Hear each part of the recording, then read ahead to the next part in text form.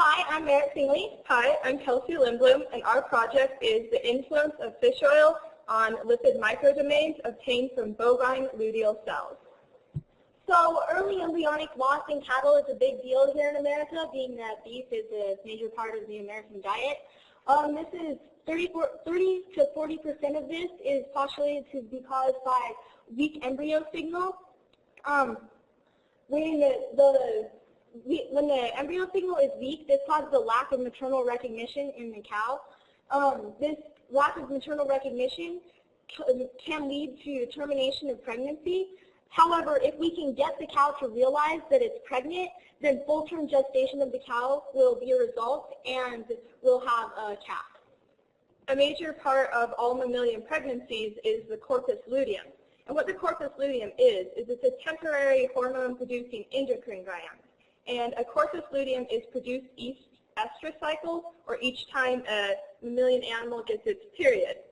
The corpus luteum is responsible for the initial production of progesterone in an animal that is pregnant. So it's really important because progesterone is what suppresses the mother's immune system. This is important because the mother will recognize the embryo as something that she wants and not a foreign body and try and destroy it. However, the embryo has to release interferon tau. Interferon tau makes it so that the mother will continue the pregnancy and progesterone production. However, if the embryo does not release significant levels of interferon tau, the mother's body releases a hormone called prostaglandin, or PGF2 alpha, that regresses the corpus luteum and stops progesterone production and kills the embryo. PGF2 alpha is synthesized in the uterus, and basically what it does is if it's allowed to dock with the cell, then it brings on this pre-programmed cell death. Now, you don't want your cell dying because if the cell dies when an organism is trying to grow, then the organism won't grow and it will die too. So when we have our PGF2 alpha trying to dock with the embryo, it will kill the baby. The PGF2 alpha is actually controlled when this embryo emits interferon tau. If the signal isn't strong enough, however, the PGF2 alpha will be allowed to dock and it will kill the baby. The PGF2 alpha is controlled by the interferon tau levels, and the way that it docks basically is it attaches to the cell. The docking is controlled by lipid microdomains. So what are lipid microdomains? Well, there's a lot of controversy behind them. They're not actually accepted as the scientific community as facts. They're just more of a postulation. If we do believe in them, they're considered to be organized areas of the cell that act as cellular signaling platforms. They allow hormones to come into the cell and tell the cell what to do and maybe even cause cell death. Lipid microdomains are composed of a couple main components. These components are cholesterol, sphingolipids, and transfer proteins. Two of the major transfer proteins are caveolin and flotilin. When we see caveolin and flotilin within a cell in a concentrated area, we oftentimes associate this with a lipid microdomain, and that's a way for us to tell where these lipid microdomains are located within a cell. So through this, we are able to probe for caveolin and flotilin. If we have an additive in these lipid microdomains that's causing a dispersion, we can use these two proteins to monitor that dispersion and see what's happening to the lipid microdomain. The additive that Kelsey's talking about is omega-3 fatty acids, which are commonly found in fish oils. Omega-3 fatty acids are essential because your body doesn't make them and you have to get them from your diet. Addition of omega-3 fatty acids is postulated to disperse these lipid microdomains and send the proteins into bulk lipids. If you have your omega-3 fatty acids inside, then they're going to push out all of your proteins and make room for themselves inside of your lipid microdomain. If you have a protein dispersion, then your PGF2 alpha can't actually dock. It's kind of like a lock and key. If the lock doesn't work, then the key isn't going to work either. So the PGF2 alpha can't dock with its correct receptor to kill the cell and start the estrous cycle over again. This disrupted PGF2 alpha receptor allows the corpus luteum to maintain pregnancy. Due to this, the purpose of our experiment was to examine the effect that the addition of fish oil enriched with omega-3 fatty acids had on the proteins caveolin and flotilin, which are associated with lipid microdomains in cow luteal cells. Luteal cells are just cells that come from the corpus luteum and have to do with pregnancy. So our hypothesis was that if we incorporated these omega-3 fatty acids into the cow's diet, that they would actually disperse the proteins within the cell, within the lipid microdomain, and send the proteins into the bulk lipid. So our methods had a couple of different parts. We began with cell preparation and then fractionation, protein isolation, and then Western blot analysis and imaging. Up on the screen you can see a T75 flask. That's what we use to grow our cells in.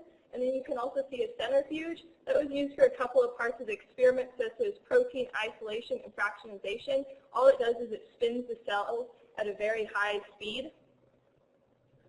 So the first part of our procedure was our cell preparation, wherein we got our cells, and we put them in that fancy little T75 flask you saw on the last slide. And then we incubated them and fed them and gave them a nice cozy home.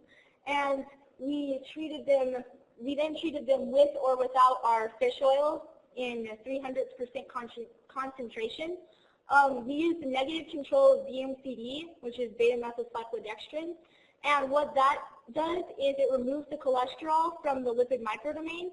And when the cholesterol is removed, it actually allows for the proteins to disperse. We use this as a negative control because this is what we want to happen. So if we can get results similar to this with fish oil, then we can actually exceed in our progress. Then we went to fractionation, and when we talk about fractionation, we're talking about fractions. And what a fraction is basically the separation of these proteins based on their molecular weight or density, how dense they are. So what we did to do fractionation is we created a sucrose gradient.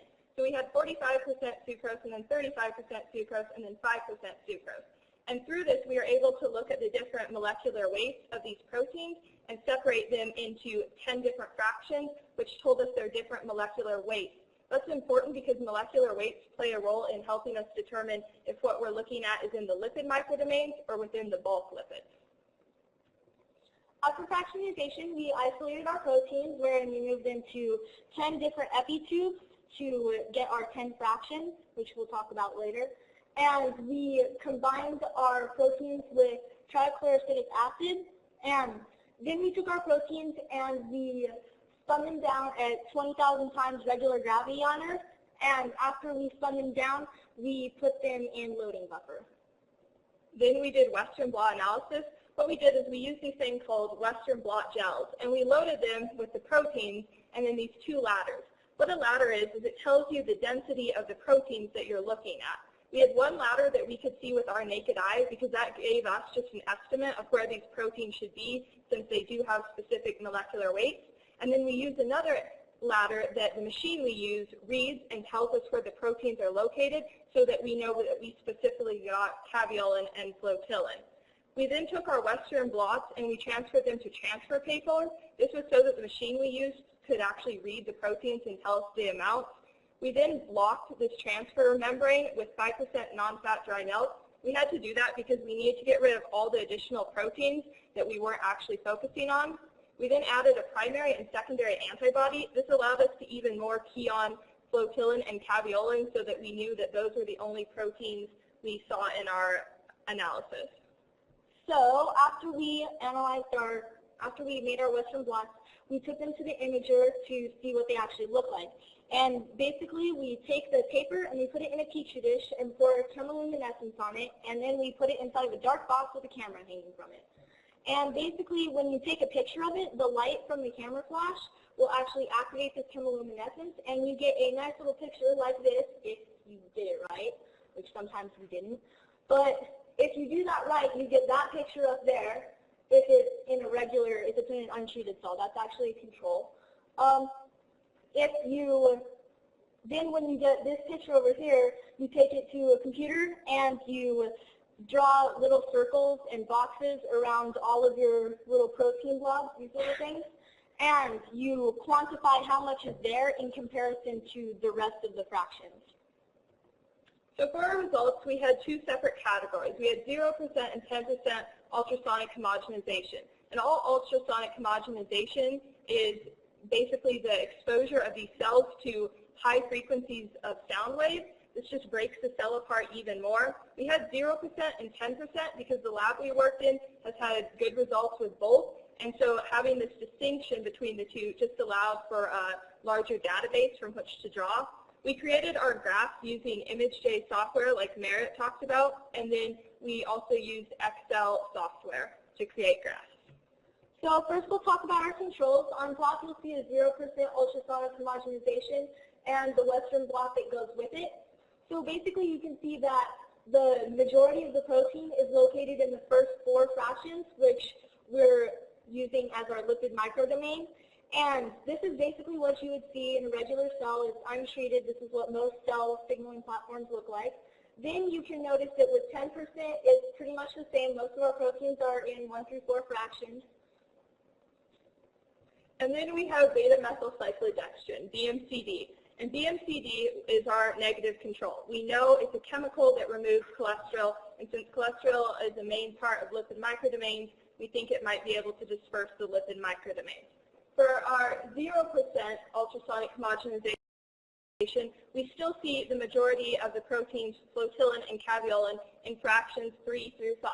This is where they're expected to be. It suggests that that's where the lipid microdomains are located. Since the lipid microdomains have a lower density than the bulk lipids, the lipid microdomains actually will in essence float on top of the bulk lipids.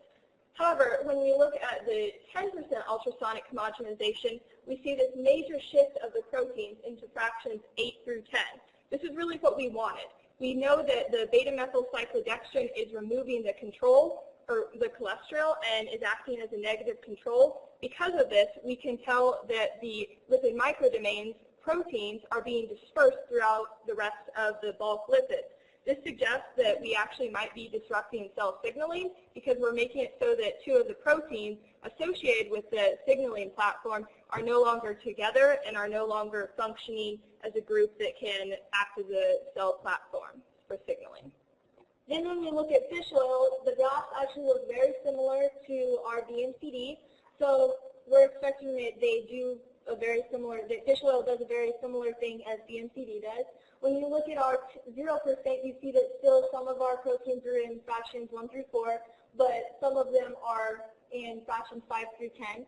Then when you look at fish oil 10%, we see this massive shift of the proteins into fractions 5 through 10, just like in the BMCD.